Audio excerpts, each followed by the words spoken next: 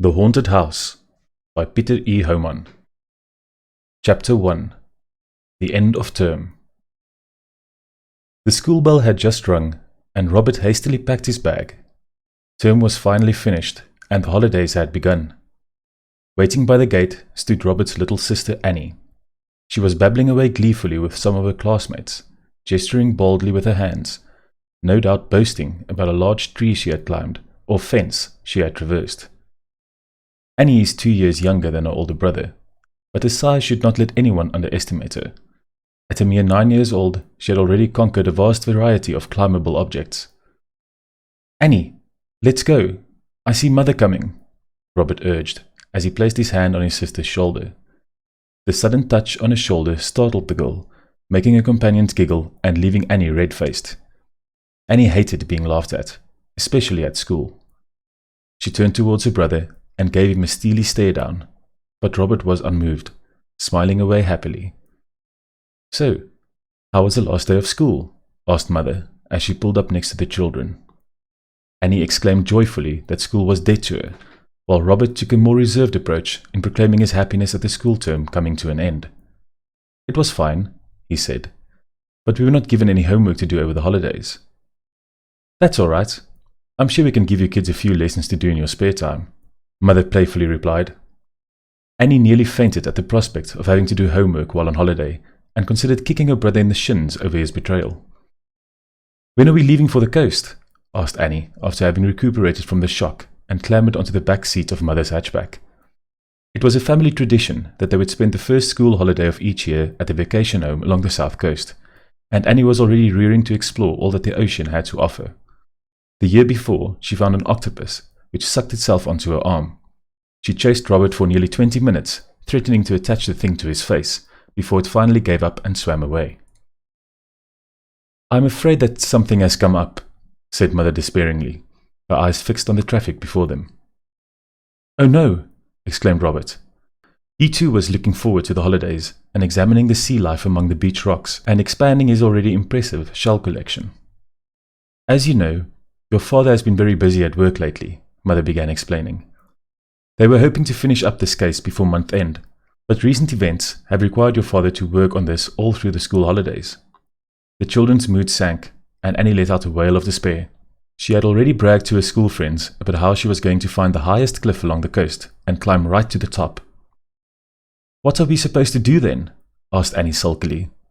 "Surely we cannot be expected to do homework all holiday long." The thought of being cooped up at home, having to listen to her brother lecturing her on matters that she cared nothing about, was as close to torture as she could imagine. She let out another wail, although this time it was more of a nagging grumble.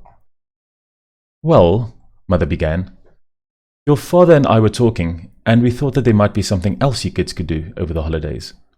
She glanced at the sparkling eyes staring intently back at her in the rearview mirror.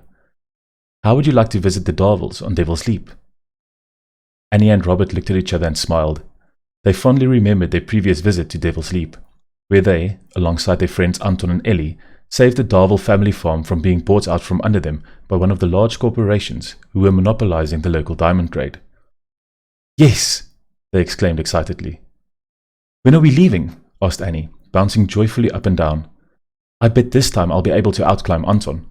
I've been practicing. Look at how strong my arms have become," she continued, holding her wiry right arm out in front of her brother's nose. "Annie!"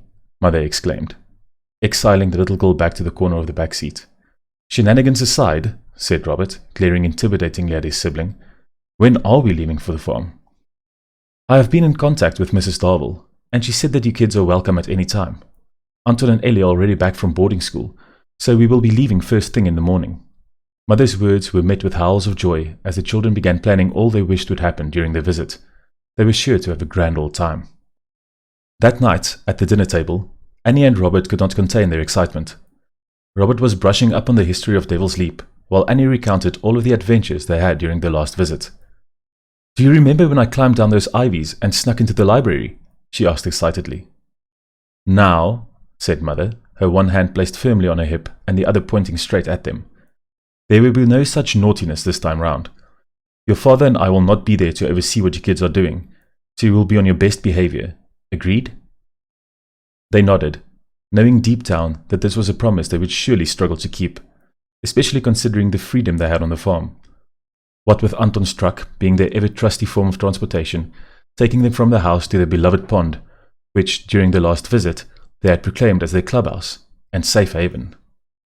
"Honey, when are you leaving?" asked Father as he strolled into the dining room from his office. He had been spending more and more time locked away in that dark, depressing room, speaking on the phone and working on his computer until the early hours of the morning. Annie seemed none the wiser to her father's dismay, but Robert had seen the effects of this case on his father's demeanour. Maybe it was a good thing that they were going away on their own, if only to give their father a little break from the bustling of children around the house. "You'll be leaving first thing in the morning, love," replied Mother. Her support being the only thing keeping the poor man going, she was looking forward to giving him some time alone, albeit for her own sanity. "Why don't you sit down and have some dinner?"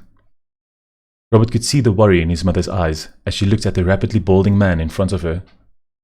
"I can't tonight," replied Father, as the telephone in his office rang for the umpteenth time that evening. "Could you maybe bring some food to my office a little later?" he asked, before closing the door to answer the call. "Is Daddy all right?" Annie finally asked. It would seem as though she hadn't been all that blind to the goings-on around the house. "He'll be all right," replied Mother, trying her best to disguise the worried twitch of her eye. It was nearly 10 o'clock when Mother finally tucked Annie into bed before checking in on Robert, who was still up reading. She urged him to get some sleep since they would be up early the next morning for their drive to the farm. As Robert laid his head down on the pillow, he could still hear Father speaking on the telephone. It had been a tough couple of months, with Father staying up until the early hours of the morning virtually every night. That evening was no different, aside from an unseasonable heat wave which had been plaguing the city for a few days. Father had opened the window in the office to let in fresh air, which allowed Robert to hear what he was discussing. From what Robert could gather, the police had arrested 3 suspects involved in diamond smuggling. However, Father and his team were struggling to convict those involved. It would seem as though the arrests had not halted the illegal trade, and that the trail of those orchestrating these dastardly activities was running cold. Father, being a state prosecutor, had come to see this case as his big chance to prove himself, and the pressure to ensure these convictions had become a heavy burden to bear. If only Robert could, in his limited capacity, help his father in this regard. Alas, all he could do was offer emotional support on those rare instances where Father granted himself some free time. This thought consumed Robert, leading to a rather unpleasant night of tossing and turning before he finally drifted off to sleep. It was close to 5 o'clock when Mother woke Robert and Annie, announcing that they were to take on the long road to Devil's Leap. Mother had prepared a banquet of provisions for their trip, including egg sandwiches, which Robert and Annie both hated, but Father loved, and crispy buffalo wings, the latter of which was normally gobbled up before they even left the smoggy air of the city behind, although Annie could never quite figure out where exactly on the buffalo these supposed wings came from. After all, she had never seen one fly, which did make sense, considering the tininess of these wings and the enormity of a buffalo. Father had evidently not slept a wink, and was still pacing up and down in his office, fueled on by coffee and pipe tobacco.